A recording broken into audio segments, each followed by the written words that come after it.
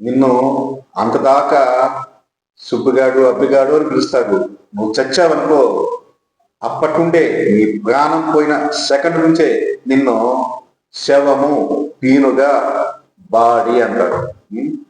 ఆ బాడీని ఇలా పెట్టండి, ఈ బాడీని అలా పైకి పెట్టండి, ఆ బాడీని కింద పెట్టండి, లేదా ఈ బాడీని ఆ వెహికల్లో పెట్టండి, లేదా ఆ వెహికల్లో నుంచి ఈ బాడీని తిప్పండి, ఇలాగే పిలుస్తారు. కానీ ఆ సుబ్బిగాన్ని ఇలా పెట్టండి, ఆ అబ్బిగాన్ని ఇలా పెట్టండి అని ఎవరు తిరగడు.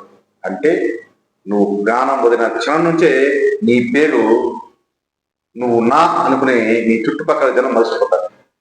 అటువంటి వాళ్ళ కోసం నువ్వెందుకు ఆలోచిస్తావు?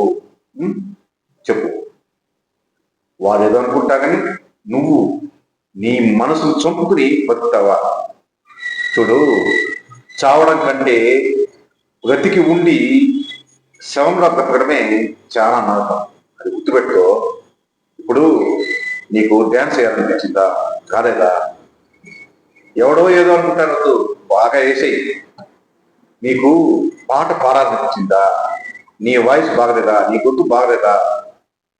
ఎవడో నచ్చనోడు నీ గొంతుని చెవులో పత్తి పెట్టుకుంటాడు, అది నీ గొంతు. నీకు నచ్చినట్టు హాయిగా నువ్వు పాడి. అదేవిధంగా ఇత్తింటే చచ్చిపోతావు, అత్తింటే పోతావు అంటగా, అవన్నీ వద్దు. అలా అని నీ కడుపు కట్టుకోవద్దు. హ్యాపీగా నీకు నచ్చింది బాగా తిను. ఓకేనా?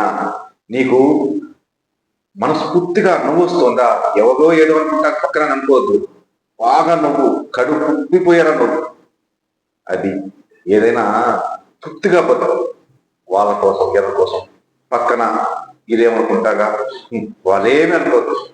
నువ్వు సస్తే టైం చూస్తారు, ఇంకెన్ని గంటలకు దానం అవుతుంది, రావుకాలం పోయిందా, ఎమ్మగంట పోయిందా, ఇంకా దానం చేశారు కదా అనేసి ఆలోచిస్తూ ఉంటారు. అది నీ చుట్టుపక్కల నీ అనుకునే వాళ్ళ మైండ్ సెట్.